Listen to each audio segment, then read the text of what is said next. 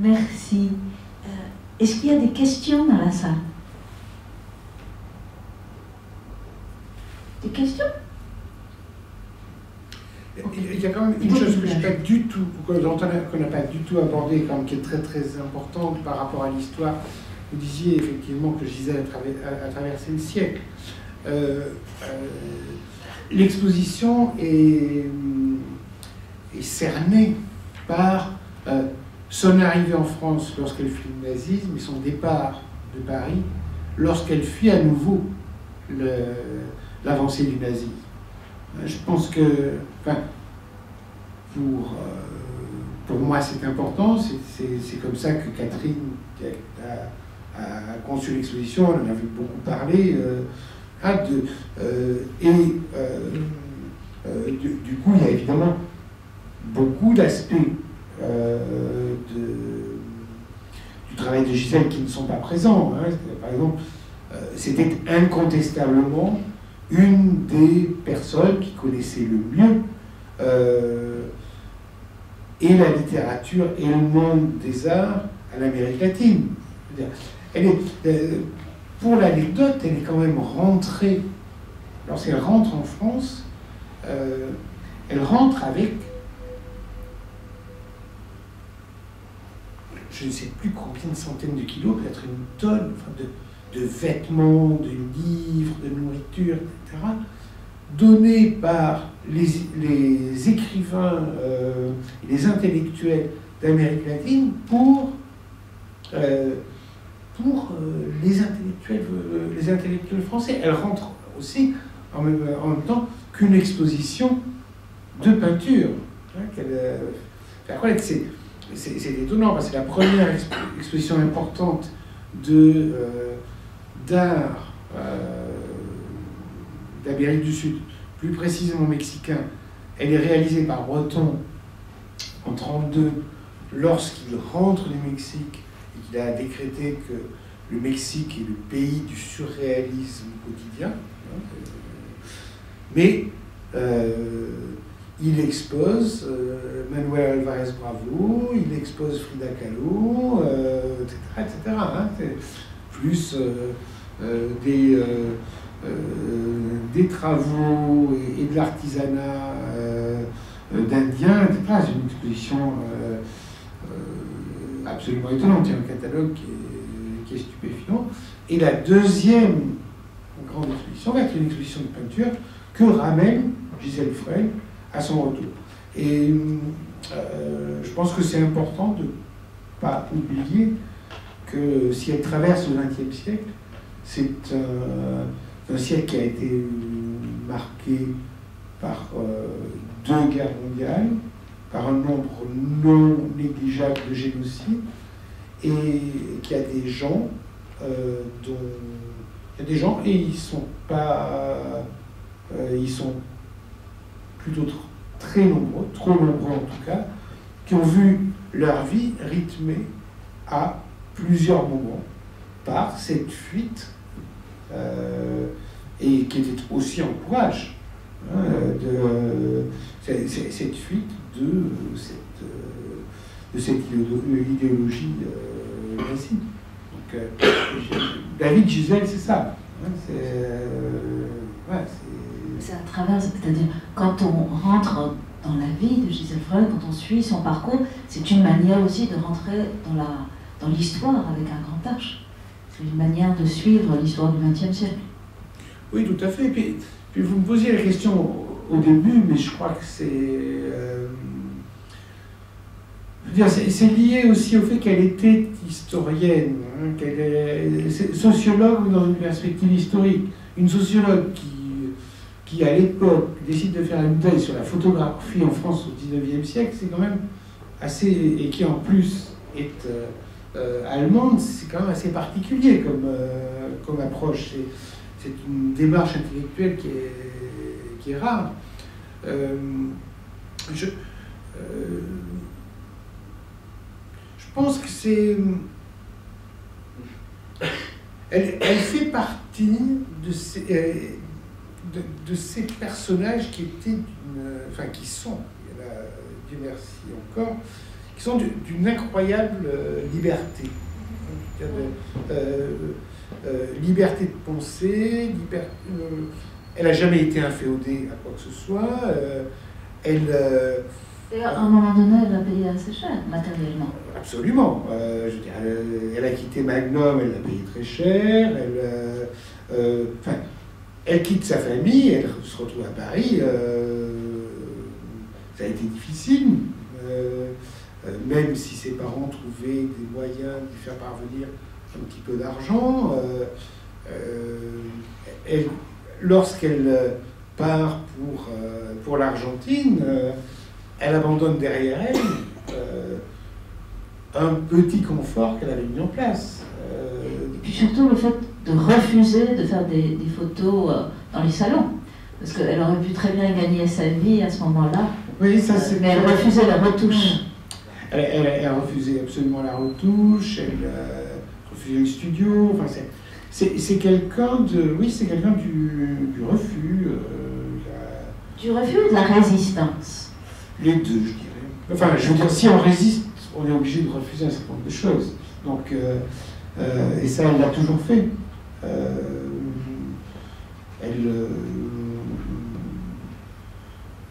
Elle s'est toujours battue pour un certain nombre de, je dirais pas d'idées, parce qu'il ne s'agissait pas d'idées, mais elle s'est toujours battue pour des valeurs. Et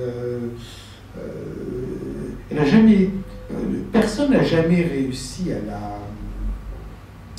à l'enfermer dans des systèmes, alors qu'elle a créé des structures professionnelles, enfin l'Union des photographes créateurs, qui est une structure qui a fédéré des syndicats de photographes. C'est elle qui l'a créé,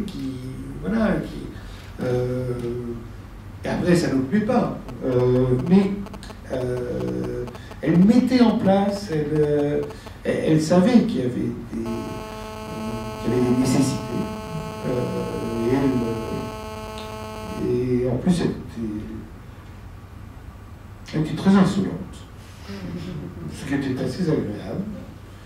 Elle avait beaucoup d'humour, donc c'était bien.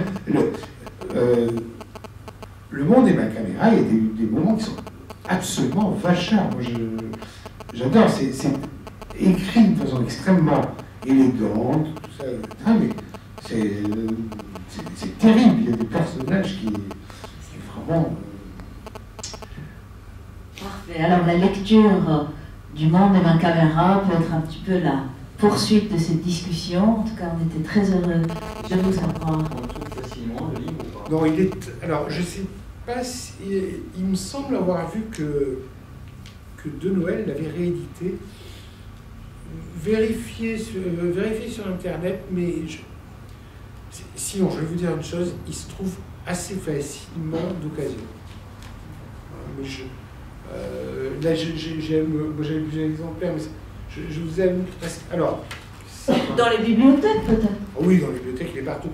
Mais si vous allez chez des bouquinistes ou des choses comme ça, je voulais vous l'amener avec la jaquette, parce qu'on ne trouve jamais sans la jaquette, donc il ressemble à ça en général. Donc, mais on le trouve. Et il est peut-être réédité. Je ne sais pas si on va rééditer à l'occasion de l'expo. Moi, j'étais pas là, donc je suis partie. Non. Laetitia me fait signe que non. Mille merci, Christian Cojol. Pas de questions, pas de regrets? Si. Ah, il y a une question. J'étais un peu curieuse, en fait. Elle semble que le personnage est quelqu'un de très très solitaire. Elle n'a jamais eu de partenaire ou quelqu'un avec qui elle a partagé son temps, sa vie. Elle semble quelqu'un pas très attaché aux autres.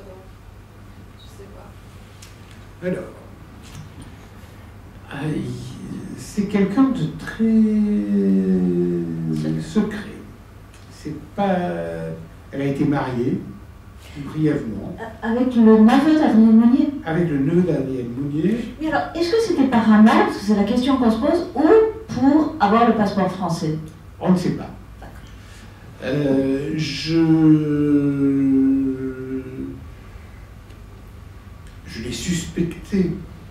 différentes choses, de différentes liaisons.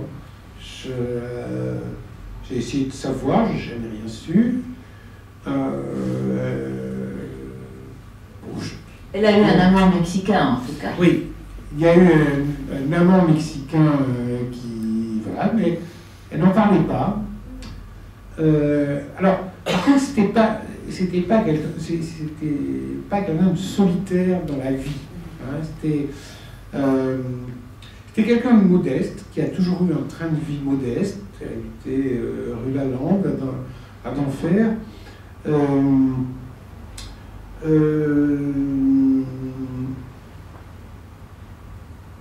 Elle voyait quand même beaucoup de monde. Hein, elle adorait les vernissages.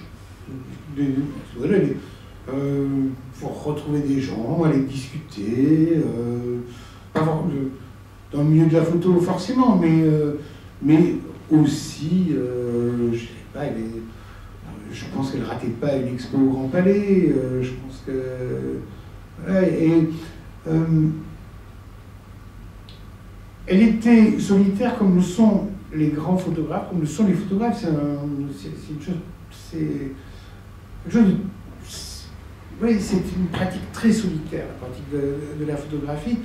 Elle était solitaire, et même farouchement solitaire, dans son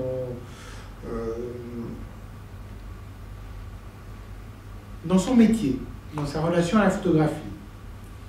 Après, elle était extrêmement généreuse pour accueillir des gens, pour leur raconter des choses, pour expliquer des choses, voilà, c'était... Et c'était quelqu'un de très sociable, pas du tout le mondaine, certes, mais c'était quelqu'un d'extrêmement sociable, d'extrêmement agréable, mais assez mystérieuse. Hein. Moi, je sais pas, j'ai connu quand même... à partir de 79, je l'ai connue, j'ai passé beaucoup de temps à faire ce livre avec elle, avant à aller sélectionner des photos pour différentes choses. D'ailleurs, elle m'a fait un cadeau extraordinaire. Elle savait que j'avais une passion pour Michaud, pour l'écrivain et pour le peintre. Et Michaud ne recevait personne. Hein. Michaud, et surtout pas un journaliste, ça a été pire que tout. Et lorsqu'elle a voulu choisir un dessin de Michaud pour la couverture de sa monographie, la monographie sur laquelle on travaillait ensemble, alors la raison d'ailleurs pour laquelle elle voulait ça, alors, on l'a argumenté, moi j'étais contre qu'on mette un portrait en couverture. Vous mettez Joyce, ou vous mettez Virginia Woolf. Moi, en tant que cache-carte, je pense que c'est un livre sur Joyce. Ça n'a pas empêché les éditions Albin Michel en France de mettre Virginia Woolf, je ne sais plus qui, vous disiez tout à l'heure, aux États-Unis, de mettre eux, ils en ont mis 4. Donc et Gisèle m'a amené chez Michaud. J'étais là officiellement pour porter la maquette. Ça a été un moment absolument, pour moi, un moment très magique. C'était un cadeau assez extraordinaire. Je me souviendrai toujours de à quoi je ne m'attendais pas du tout chez Michaud, d'un désordre chez Michaud, et d'une chose extraordinaire dans le couloir. 3 tomes du dictionnaire de Furetière en désordre. Là, je vous dis ça. Quand je suis sorti, après je suis allé dans un café pour noter ça, parce que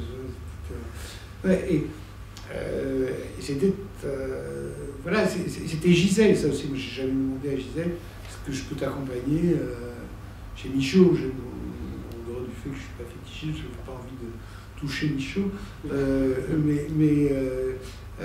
ce qui était passionnant, c'était de voir Gisèle. Elle lui a acheté 3 dessins, en disant, voilà, un de ces 3 dessins sera la couverture.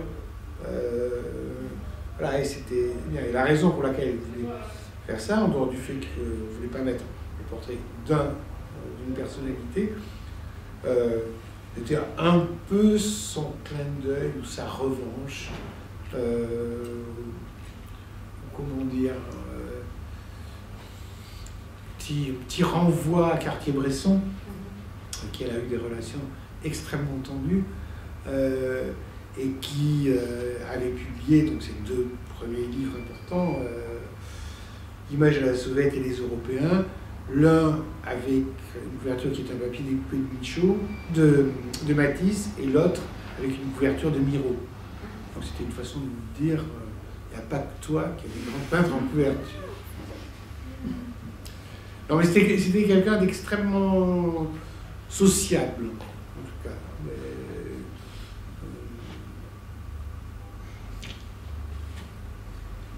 D'autres questions? Mademoiselle. Vous avez parlé du fait que la couleur, techniquement, lui avait... c'était pas la facilité qu'elle avait choisie. Est-ce qu'elle tient elle-même ses photos? Non, c'était strictement impossible à l'époque de tirer soi-même. Et je l'ai vu non seulement piquer des collègues, mais il n'y avait pas que le tirage. Hein, c'est-à-dire que les hectachromes, donc c'est des diapositives, pour reproduction dans la presse, on faisait faire des duplicata. Donc c'était un laboratoire Picto qui était proche, et puis Pierre Gasman est un vieil ami de Gisèle. Donc on voyait les originaux au laboratoire qui faisaient des duplicata. Alors ça, elle était radicale. Elle vérifiait chaque duplicata et combien de fois je l'ai vu tout renvoyer. Alors, pour les tirages, il y a eu pour les tirages, elle est allée souvent au laboratoire. On pouvait, le noir et blanc, elle le tirait elle-même, rue de Londres. La couleur, on ne pouvait pas à l'époque. Aujourd'hui, on peut, mais ce n'était pas possible techniquement.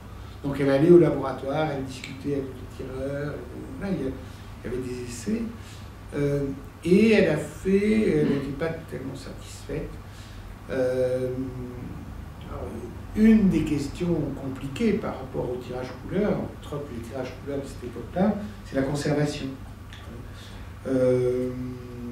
Donc aujourd'hui il y a des technologies avec le numérique qui sont plus solides que les tirages qui sont là. Hein. Et il n'y avait que 2 procédés qui permettaient de faire des tirages qui étaient durables. Donc un procédé français qui existe toujours, Fresson, qui est un mode de tirage artisanal qui utilise des pigments d'aquarelle, mais il y a un rendu qui est quand même toujours un peu pictorialiste, qui est très très net, donc ça ne lui plaisait pas. Et puis il y a une technique américaine, disparue avec Kodak, donc, qui s'appelle le dye transfer, qui d'ailleurs est sur le même principe. Hein, l'idée c'est qu'on tire en plusieurs couches, hein, comme on imprime la couleur. Et le dye transfer, ça a le désavantage, enfin moi j'aime pas beaucoup ça, il y en a quelques-uns, j'en ai un qui a été extraordinaire, mais d'être assez contrasté, assez métallique comme rendu. Et Gisèle a publié, il y a un galeriste qui a édité un portfolio de 10 de ses images en dye transfert. Elle a accepté parce que voilà, parce qu'elle savait qu'au niveau de la conservation, ce serait bien, mais elle les aimait pas vraiment. Et voilà, elle disait, mais oui, il n'y a rien d'autre que la projection. Il n'y a rien de mieux que la projection.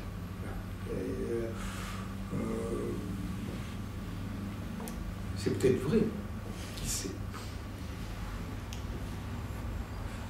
Merci. Une dernière question? Alors, bonsoir à tous. Merci de votre présence. Merci à tous. Et voilà, je rappelle que l'exposition dure jusqu'au 29 janvier.